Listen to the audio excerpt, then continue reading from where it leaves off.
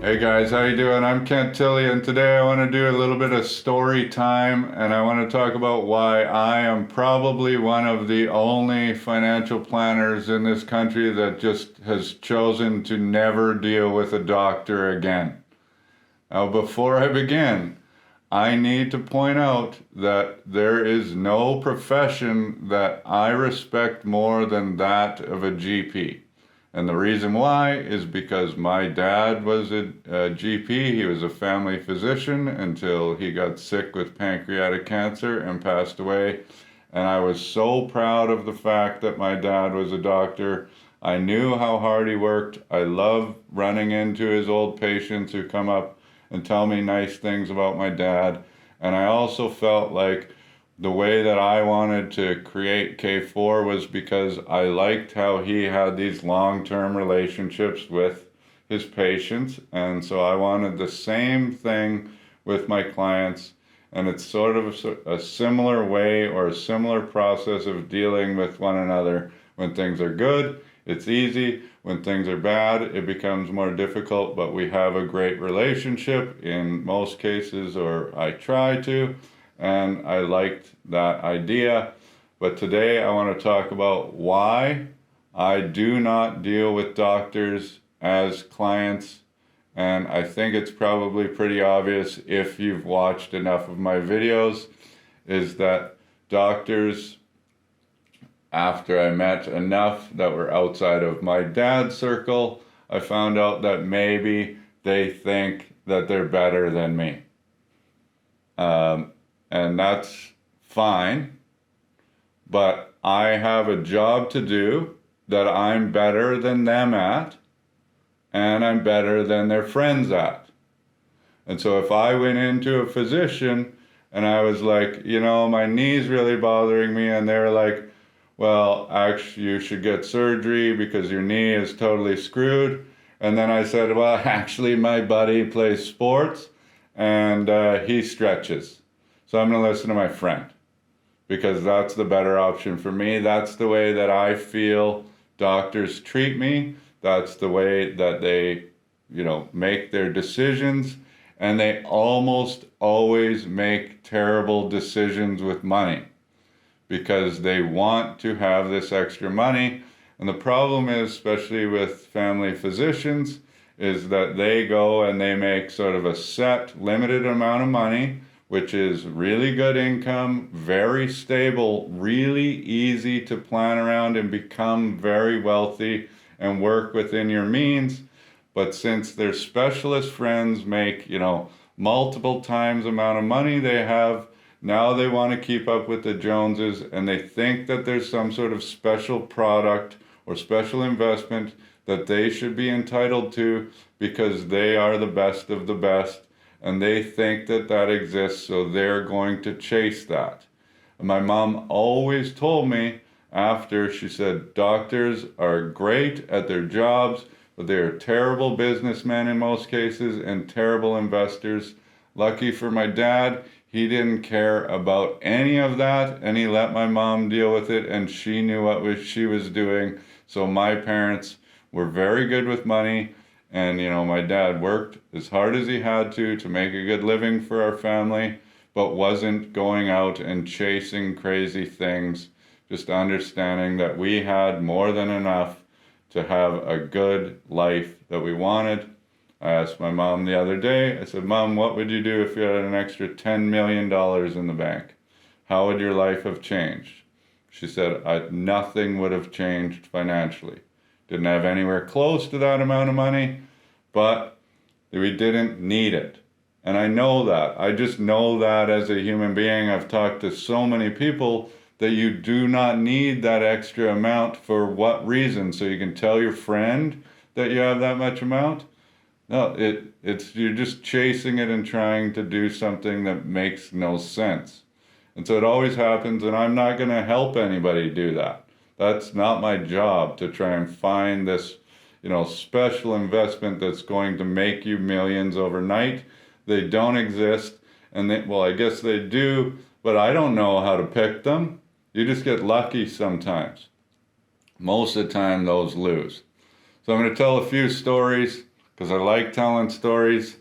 Years and years ago, I got contacted by a new wife of a physician up north in a town, and she was very nice, and she said, I want you to come up and talk to these doctors about money and give a presentation and see what happens. So, of course, I was going to go and do that. That sounded like a great opportunity for me when I was starting my new business. So I drive up north for, 100 hours or whatever and give this presentation to these doctors. And the best thing that I heard in this presentation was the top doc in that room was a specialist really close to retirement age. This guy was old. And he said to me, do you think I can retire with $600,000 in my RSP? And I was like, well, you probably make $800,000 a year, and you have less than 1 year of your income in a retirement account. You obviously have a bit of a spending problem. So sure, you can retire if you want to work at Walmart for the rest of your life. Like, how bad does your math have to be? I don't even, is that even a question? So that might work. Yeah, you've had the worst financial planner of all time if you only have 600 grand in your RSP and you've been making multiple hundreds of thousands of dollars every year for your entire career. It's ridiculous. So anyways, that guy obviously didn't become a client because I laughed in his face because he was so bad at math. The next guy comes to me, he's my age, new immigrant with his family. Both him and his wife are physicians. She's not licensed yet. I sit down with them. Their spending needs, what they wanted to live the exact life that they wanted, was $6,500 per month. That is not difficult to do when you personally make $300,000 plus, and when your wife gets her license, she is also going to make $300,000 plus.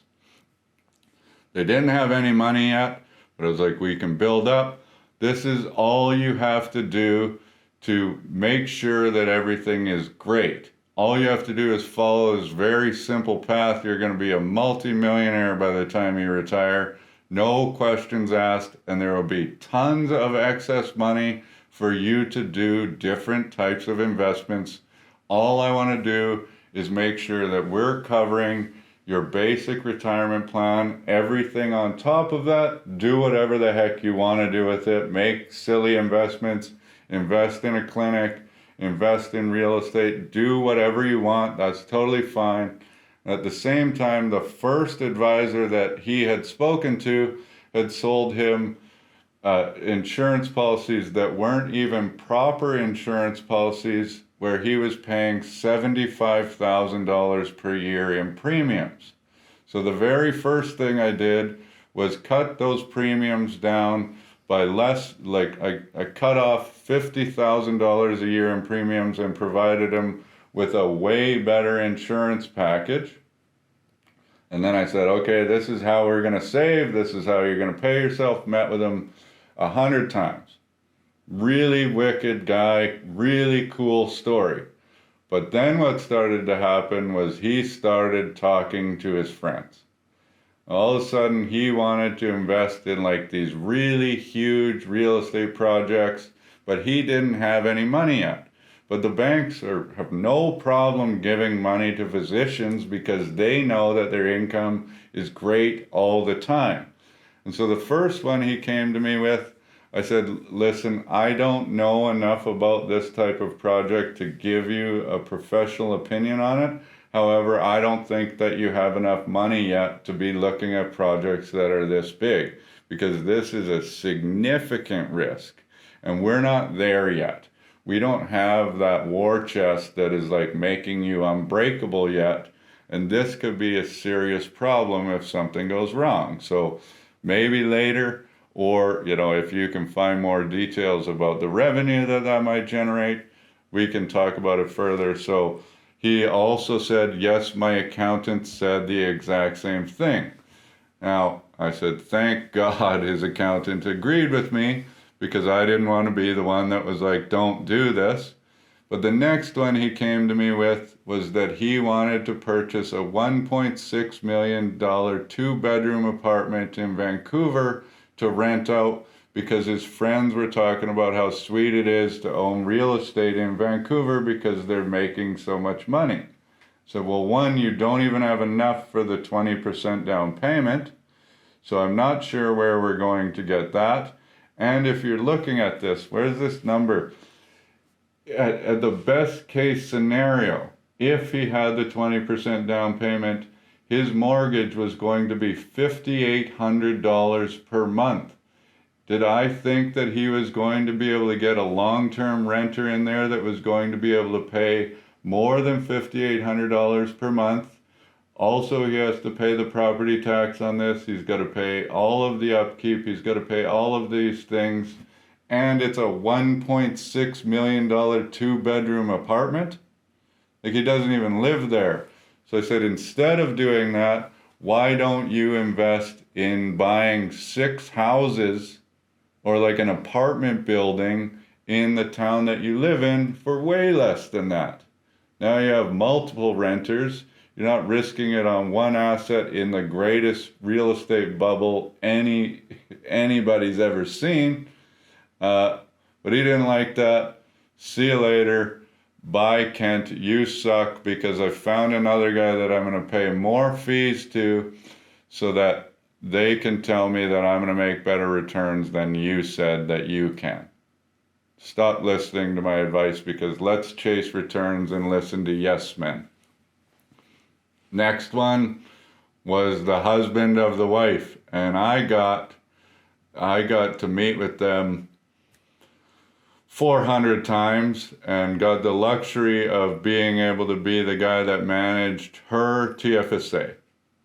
Now, this guy was like 60 years old, working 70 plus hours a week with a new wife, making $700,000 a year, that wasn't even close to ready for retirement.